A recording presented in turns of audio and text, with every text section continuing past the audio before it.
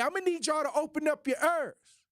Because I got a situation with a mother who made this post, who made a post today on her social media.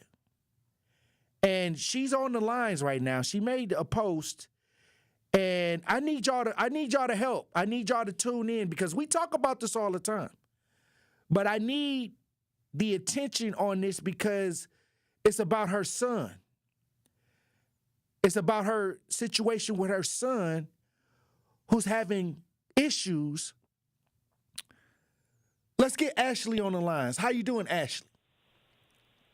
I'm doing pretty good. How are you? Blessings, Queen. Now, you made this post, and I'll just read it. Is it okay for me to read that? Because it's something that Absolutely. they need to get to the understanding of why you're on the lines. This is what she said. She said, I gave birth to a psychopath, and I'm so sorry to the entire world. I am sorry to whoever runs into my son. Milwaukee, y'all watch out for these teens because what my son just told me, he and these other teens are out here in the city, do not care, and they have absolutely no remorse or regard for anyone's life. Please be careful when you are at the gas stations, especially the ones by 27th and Capitol, because that's where he said he'll be committing certain crimes. I'm so out of my body right now. This is crazy. What's going on? That's just the reality. That's the truth about my son, from my son's own mouth. And what I see in the community, in the black community, in the black, cities, the urban cities, so many mothers know that their children are like this, and they condone their behavior. They try to hide it. They try to take up for them. I'm not that mother. I know what my son is. I know what he wants to do. I know what he has done. And I prefer to be the parent to warn people because the systems that we have are broken. They don't help these children. There's no real help out here. The wraparound, the reach, they can only hold so many meetings. They can only put them in detention so much, and the detention centers are full. My son been there, done that. He's been institutionalized. He's on medication. There is nothing. So when my son told me yesterday that he doesn't have any remorse, no regard for people, he hates everybody, his heart is black and cold, and he's joined a gang, and he's out here robbing people and stealing cars, what do you think I'm supposed to do? And he told me what area he was in. My heart sunk. I felt like I needed to say something, so I did. Now, how old is your son? He's 16. 16 years old. Yep. And you're saying that in another post that he was diagnosed with oppositional defiant disorder and conduct disorder. Tell us about that. Yes. What is that? So when my son was 6 years old, when he started K4, when he started school, he was not able to sit down, pay attention, listen. He was very defiant. He was very disrespectful. He was just really out of control. So they watched him for a year. To not make a quick diagnosis, they watched him for a whole year. After they watched him for that year, they put him in a program called Family Dynamics that's in Wauwatosa. When they put him in Family Dynamics, that's when he got the diagnosis at 6 years old with oppositional defiant disorder. Oppositional defiant disorder is basically a frequent pattern of, it's an ongoing frequent pattern of anger, irritability, arguing, defiance toward authority, towards parents in school. These children, they are spiteful, they seek revenge, and they're very vindictive. Also, it causes very serious behavioral issues in school and family life with these children because they are so defiant. And at about 5 years old, my son he started talking about wanting to kill me. And so, as a parent, I had to watch out for that because I don't care if you're a kid. I take everything that you say serious. And you know what happened with the woman that, her son unalived her because he wanted to get a device.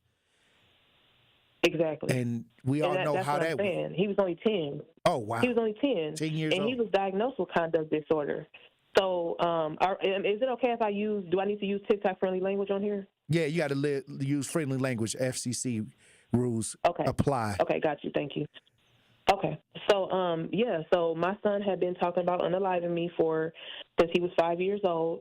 It was something as simple as me going to the gas station, and I was trying to surprise him and my nephews with ice cream, but I didn't want them to come with me. And so because he got upset that he couldn't go, he told my sister that he wanted to unalive me. And my sister, like, she just started screaming and crying because my sister was like, your mom does everything for you, and she always is there for you and all this stuff, and you have a good mind. Why would you say something like that about her? My sister was extremely distraught because the way that he said it was with so much hatred. My Oh sister wow. just didn't understand. And he's 16 and he's still saying the same thing. So if I'm noticing there's a pattern with these children unaliving their moms or trying to harm people, what makes you think I'm going to look at my son and think, he's not going to try something with me? I had to hide all the knives in my houses. I couldn't even keep regular knives in my house. Not knives, scissors. I had to have my house proof for my son, just for him to be there and for me to feel safe. Now, when we talk about these behaviors, what programs did he get involved with specifically to try to combat this? Because I have this conversation on the air all the time. There's a lot of conversation about helping or dealing with these young people with the mental health and things like that. But when they're actually in this mode, is there any type of help? Did you find any help?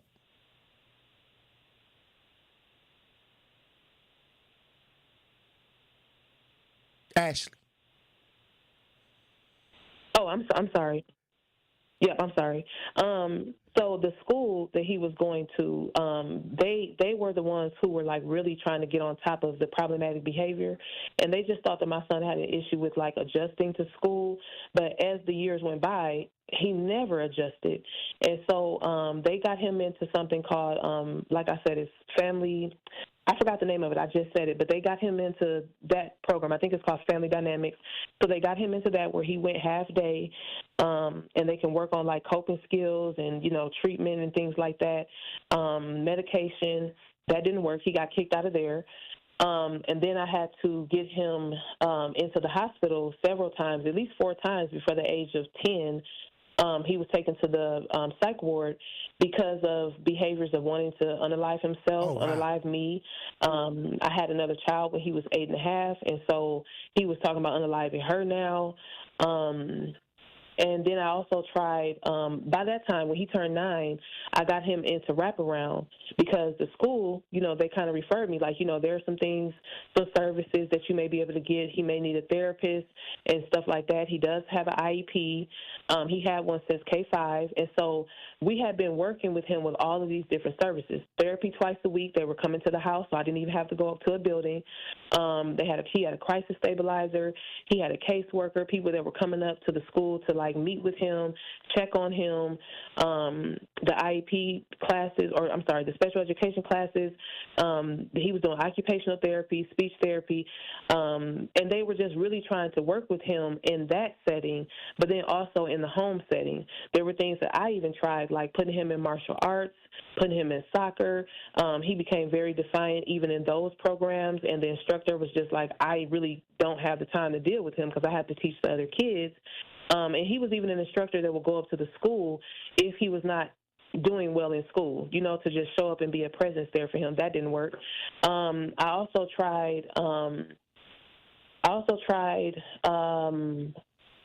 just doing arts and crafts with him, like meditation kind of things, planting, coloring, doing anything to let him kind of just be calm or help him to be calm, doing breathing exercises, taking him on nature walks. I just tried my own things on top of the support from the community.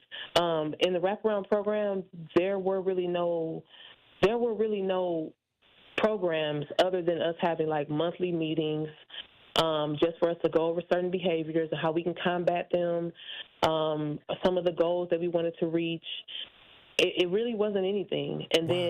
then anything further than that would be the psych ward. After the psych ward, okay, yes, there's a diagnosis, there's a medication plan, there's a treatment plan, there's goals that we want him to get to. None of them were ever really reached. If he did have a time where he was kind of like stable, it wouldn't last for no longer than a month or two, and he would go right back to the same behavior. So that didn't work. And he's only 16 now.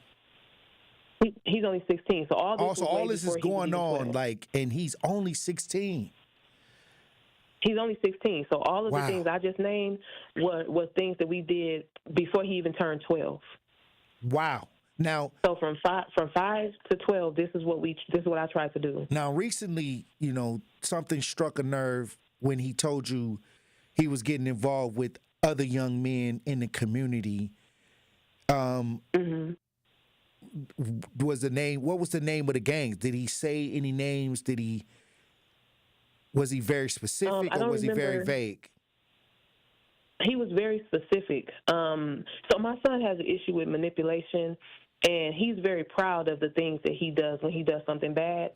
So he was like, and he was high. He came to the meeting yesterday high, Wow. very high, and it was a wraparound meeting for our monthly meeting, and we had to have the meeting actually because last week he got into an incident with his quote-unquote girlfriend at school, and he decided to go lay in the middle of the street and try to let a car hit him, talking about he Wow. wanted to commit, self-unaliving.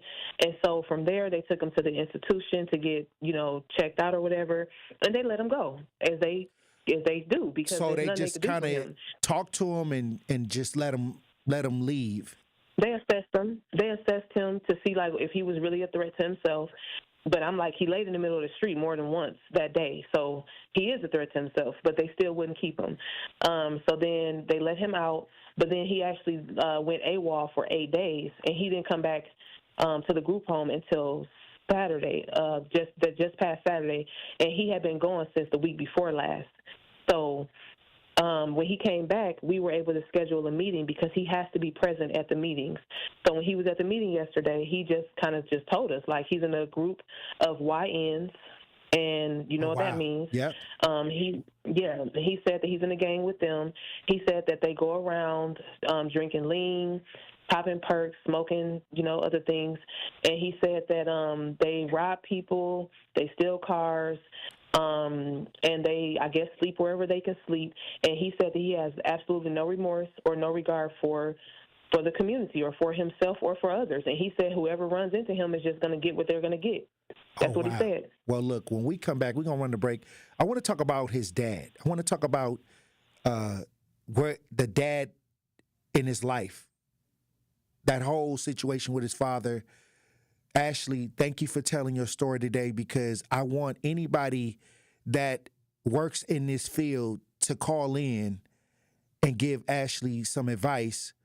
But when we come back, I want to talk about his dad and his dad's involvement in his life. Truth Nation, when we come back, we'll have more conversations. Stay locked in right here on Tory Lowe. And that's Tory Lowe, bringing you all the action and all the smoke. We got a mother on the lines that said her son had confessed that he's going to be out here causing trouble in the community. She's been trying to get him help. She's been going through different channels to get him the help he needs. We have Ashley on the lines, but Ashley, I want to know about his dad, more about the story with his father, because many times when a single mother gets on the air and talk about their son, the question comes up: where's the father? How do you answer that question? Okay. Well, my truth that I am now being more comfortable with talking about and expressing is a truth that a lot of people probably understand because they probably went through it. So when I was 18, I was actually raped. Oh, wow. By my son's dad. So that kind of answers where his dad was. Oh, wow. His dad is a womanizer. He has the same exact issues that my son has, and a lot of these behaviors mimic the behaviors of my son mimic him. And so I don't know if people can understand how challenging it is to have something like that happen to you that you never deal with after it happens, and then you end up pregnant. And then I just took the road of I'm not going to say anything. I'm just going to be quiet and raise my child. and I did the best that I could do with my son. But I really kind of denied what happened to me because I couldn't deal with it. Mm-hmm. And that's something that a lot of people won't understand. But the only way I could actually deal with my son is if I act like it never happened. So I Oh, just wow. erased it out of my mind and Shut just it out. raised my son. Yeah, that's all I could do in order for me to survive. And his dad is in jail, in prison. No, he's out walking the street. Oh, wow. Oh, wow. Hmm. And so now he's out in the community right now as we speak. Yeah. And running around with what he called a group of YNs or a gang called YNs or however he wanted to express it. And now you're reaching out to the community to say, hey, community, this is out of my hands. I tried everything I could try. I've done everything I could do. And now you're just reaching out to the community to let them know what's going on. Yes, I was. I didn't know that it was gonna go as far as it did. I'm not upset that it did, but this came because I had a lot of people that were telling me in the last 2 weeks. People have been letting me know that they've seen my son at this gas station in this area with a bunch of young boys around his age who were possibly, being a nuisance. And I didn't see my son over there, but I also do know that the group home owner told me that her staff saw him over there as well. He skipped school. He doesn't go to school, and so that's where he is. Excuse me. And so my whole thing was to let the community know, if you're in that area, please be safe. Watch your back. Have your head on a swivel, because from what my son told me, these young boys, they have absolutely no care or concern about what they do to others. And the last thing I want, because I have a lot of pages that I follow on Facebook, and what I see is a lot of 16-year-olds being unalived or something is happening to them. We just talked about the 15-year-old girl out on Silver Spring that was unalived by the 17-year-old. Wow, that one. And my son said that he knew the girl who is now in jail, who is facing time because her 19-year-old boyfriend was holding her at pew-pew point while she was driving, and I think she unalived some people. My son said that he knew her. So, he's hanging around with all these people in the mix of all this stuff. And I just wanted people to be aware, because the last thing I want is for my son to do anything or somebody get hurt by him, and then I have to deal with that.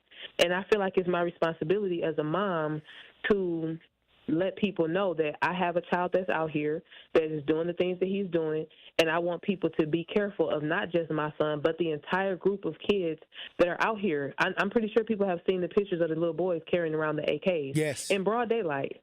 That wasn't my son, but if my son is telling me out of his mouth that he has access to these types of weapons, if he's telling me out of his mouth that he's selling substances, if he's telling me out of his mouth that he has no regard and that this is what he's doing, also going into the store stealing things, I have a responsibility, I feel, to make that known so that people can be careful. And thank you. And to tell you the truth, you're not the only mother that's going through this. There's so many mothers that have came on this show trying to get help for their young teen son that's out here crashing out. And you got so many people chiming in on these conversations.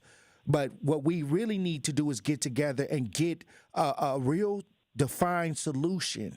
Many times when we talk about these things, like you said, there's a lot of meetings, there's a lot of evaluations, but you said that they were for nothing. They didn't even improve the situation.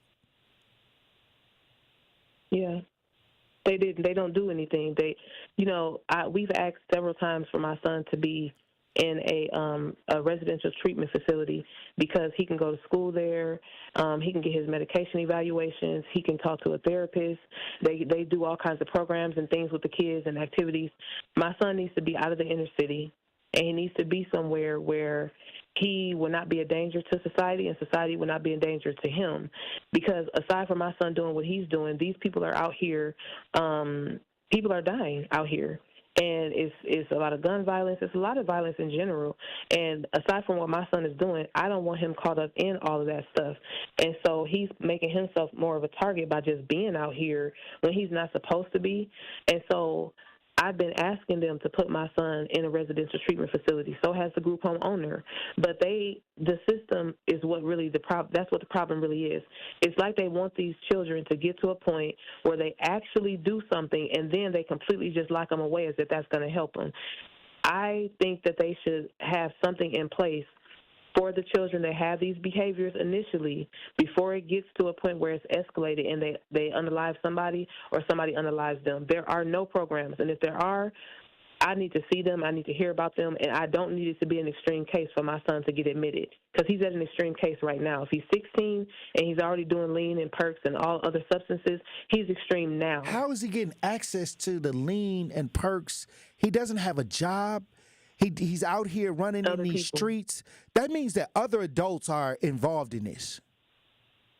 Exactly, and that's why I try to bring attention. I've been trying to bring attention and awareness to the issue with black men in general about the narcissism. There is a connection with black men having high rates of narcissism or antisocial personality disorder, and then the adolescent boys having high rates of conduct disorder.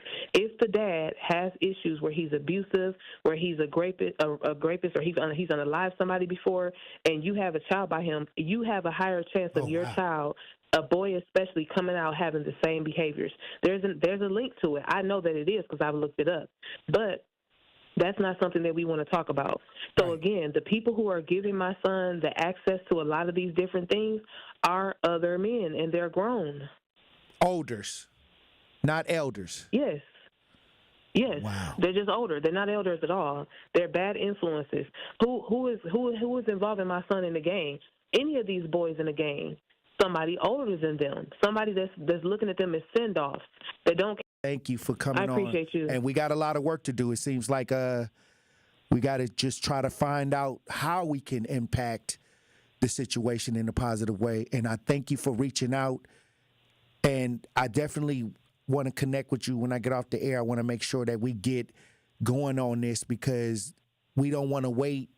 We don't want somebody to lose their life. You've been sending messages on Facebook out to the community about the dangers of what these young people are doing, including your son. And we appreciate you for that bravery and honesty.